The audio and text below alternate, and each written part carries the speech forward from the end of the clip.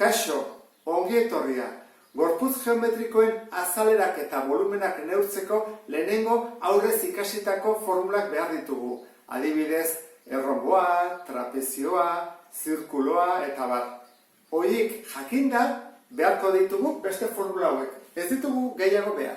Adibidez, prisma eta zilindroarekin zer gertatzen da? Bietan dituztela bi bider oinarrien azalera. Zergatik? Bat behan dutelako eta bestean goian. Horregatik bat kalkulatuta egiten da bider bi. Eta albokoa zabaldu egin behar da. Eta zer ateratzen da? Lauki zuzen bat. Horran, beharko genuke lauki zuzenaren formula eta hemen oinarriarena. Ikusi bara oinarria nolakoa den. Adibidez, hau zer da? Hexagono bat. Beraz, jakin behar dugu, bere formula dela azalera berdin perimetroa bidera apotema zati bi. Orduan, hau ulertuta, prisma eta zilindro guztiak hori dutela, zer gertatzen da piramide eta konoekin? Oinarrien azalera bakarra dugula, ez ditugula bi. Goian bukatzutelako erpin batean, adibidez hemen bezala. Erpinean. Orduan dugu, oinarrian azalera bat, eta gero albokoa. Ikusten dezun bezala dugu azalera, oinarrian eta albokoa. Zer gertatzen zaio albokoari hemen jarri dut marka bat. Pi, RG, hori ze formula da? Konoa dugunean. Konoa, badakizu, alboko azalera horrelakoa dela. Hori jakin behar da, sektore horren formula zein den.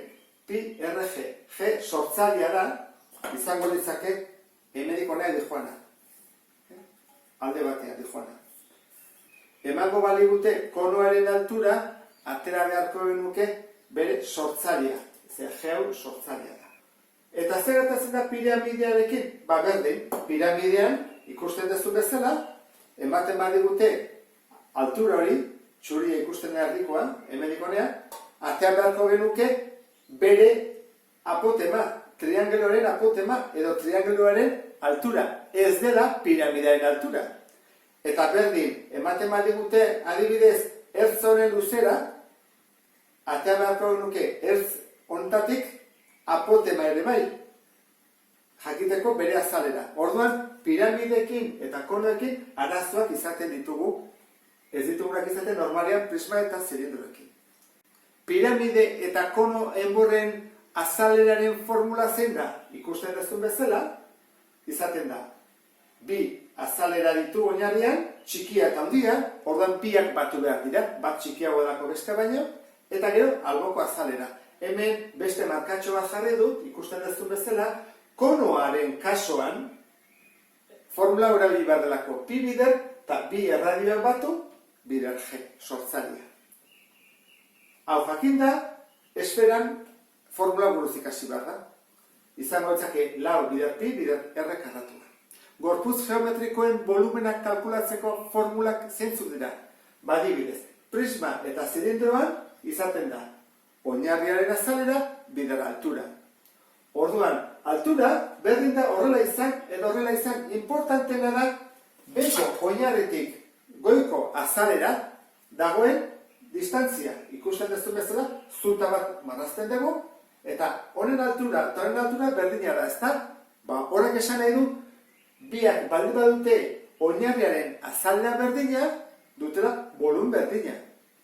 Ematen du ez, baina honen volumena eta honen volumena berdina izango litzake. Formula hau da. Piramidearen eta konoaren volumenak kalkulatzeko formula berdina da?